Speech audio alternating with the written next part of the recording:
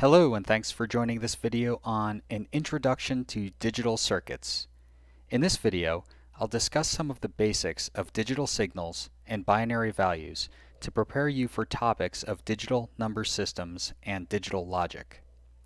First, I'll define what a digital signal is and then talk about digital signal noise immunity and common digital voltage levels. Let's start by defining types of signals. An electrical signal is a voltage or current that carries information. For example, a time-varying voltage from a microphone might carry your voice, which is a type of information. A time-varying voltage from a computer's network port might carry a presentation file that you've created.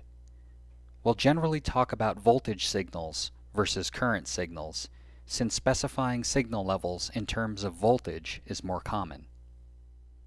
An analog signal is a signal whose voltage or current takes on a value in a continuous range.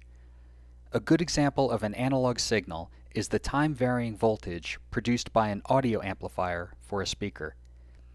The voltage represents audio information and can be any value within a span of a few volts for a small speaker. A digital signal is a signal whose voltage or current is restricted to a few ranges of values. We'll talk about the ranges in more detail for binary signals. A binary signal is a signal whose voltage or current is restricted to two ranges of values. These two ranges represent values like 0 or 1, no or yes, false or true. For example, a digital signal might represent false when its voltage is near 0 volts, and true when its voltage is near 5 volts. We call these pairs of values logic levels. An important aspect of using digital signals is the ability to carry information without introducing any errors or corruption of the information. Let's compare the ability of analog and digital systems with respect to the errors caused by noise. First, let's look at a plot of an example analog signal's voltage versus time. This voltage signal might represent your voice or some music going into an amplifier circuit. Every circuit introduces some noise into a signal. This noise includes thermal noise generated by random movement of charge carriers or interference from other electrical circuits or power supplies. You may or may not care about the level of noise that is introduced, but it's always there. This is what the analog signal might look like with some noise added. If this were an audio signal, the noise might sound like a hiss or a hum. You might or might not be able to hear this noise, but the noise is always present, and the original signal is corrupted in some way by the noise. You cannot have a noise-free circuit. There is always some corruption of the information conveyed in an analog signal. Now let's look at a plot of an example digital signal's voltage versus time. This voltage might be a representation of your checking account balance being transferred from your bank to the web browser on your PC. Let's say this is a binary signal, where the voltages below a certain threshold represent the binary value of 0, and voltages above the threshold represent a binary value of 1. As this voltage signal goes through the circuits in your PC, noise is added to the voltage signal. Remember, you cannot have a noise-free circuit, and there is always some noise added to a signal. This is what the digital signal might look like with some noise added. While it's apparent that the voltage waveform is slightly corrupted by the noise, it is still possible to decide if the voltage signal represents a 0 or a 1 at different points in time. In fact, it's pretty obvious that we can decode the information from the signal without any errors. The zeros and ones we extract from the noisy signal exactly match the zeros and ones from the noise-free signal. The point is that the information carried by the digital signal can be decoded error-free, while the information carried by an analog signal will always be corrupted in some way. Of course, you could imagine cases where so much noise is added to a digital signal that it's impossible to correctly decide whether the voltage represents a 0 or a 1 for every value. But the information carried by a digital signal can be error-free, whereas the information carried by an analog signal cannot be completely error-free. Now let's talk about common voltage ranges for digital signals. These voltage ranges define what it means for a digital signal to represent a 0 or to represent a 1. Let's consider the vertical axis of the digital signal plot we just drew. In reality, there isn't just one voltage threshold that a digital circuit uses to differentiate between a 0 and a 1. A voltage actually has to fall within one of two ranges to be a valid 0 or 1. Here are ranges for an example digital integrated circuit. Any voltage between 0 volts and 1.5 volts would be considered a binary 0. Any voltage between 3 volts and 5 volts would be considered a binary 1.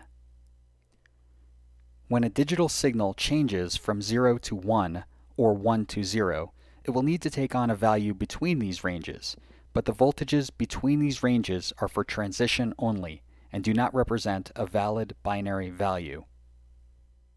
Digital circuits that use voltages in approximately these ranges are considered to use 5-volt logic, because the binary 1 is nominally 5 volts.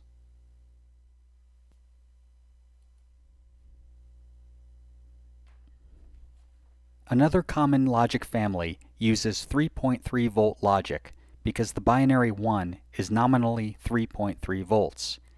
The voltage ranges are shown here. The actual values of the voltage ranges may be different for different digital integrated circuits, so you need to review the component's datasheet to get the actual values. Also, the voltage ranges used for a component's input might differ from the voltage ranges used for the same component's output. So again, consult the component's datasheet. The voltage ranges shown here for 5-volt logic are approximately those for the microcontroller used on an Arduino Uno board. In the datasheet for a digital integrated circuit, there is usually a table that shows the ranges for voltages representing 0 and 1 for both inputs and outputs. This datasheet shows the input voltage range for a 0 in the row with the symbol VIL. The input voltage range for a 1 is in the row with the symbol VIH. For the output, the voltage ranges for 0 and 1 are shown in the rows with the symbols VOL and VOH, respectively. The zeros and ones encoded in a digital signal are called bits. The term bit is actually short for binary digit. A bit can represent two states, 0 or 1, false or true, no or yes, low or high, etc. More complex information and a larger number of states can be represented by words. Words are a group of bits. Words can represent numeric values, letters, symbols, etc. A special name is given to an 8-bit word. A byte is an 8-bit word commonly used by computing platforms like PCs and microcontrollers. A 4-bit word is called, believe it or not, a nibble. Nibbles are useful as a compact way to represent a large number of bits, as we'll discuss in a future video on number systems. So I just presented some basic concepts that form the foundation for working with digital circuits. Here are the important takeaways. 1. Analog signals take on a value in a continuous range, and noise always corrupts an analog signal. You may or may not care or notice the corruption, but it is always there and unavoidable. 2. Digital signals, take on a value within a few ranges, and even though noise is present on the signal, information can be recovered from the signal without any errors. As long as the noise is small enough, the encoded information can be perfectly decoded from the digital signal. 3. Binary signals fall into two ranges except when transitioning from one logic level to the other. Two common binary logic families use 5-volt logic and 3.3-volt logic, but higher and lower voltages are also used for communicating data. 4. Bits are two-state binary digits, and words can be formed by grouping bits together. A bit is sufficient to represent a yes-no or true-false state, while words can represent more complex information, such as numeric values or characters of text. So this has been an introduction to digital circuit concepts. I hope this video has been useful, and thanks for watching.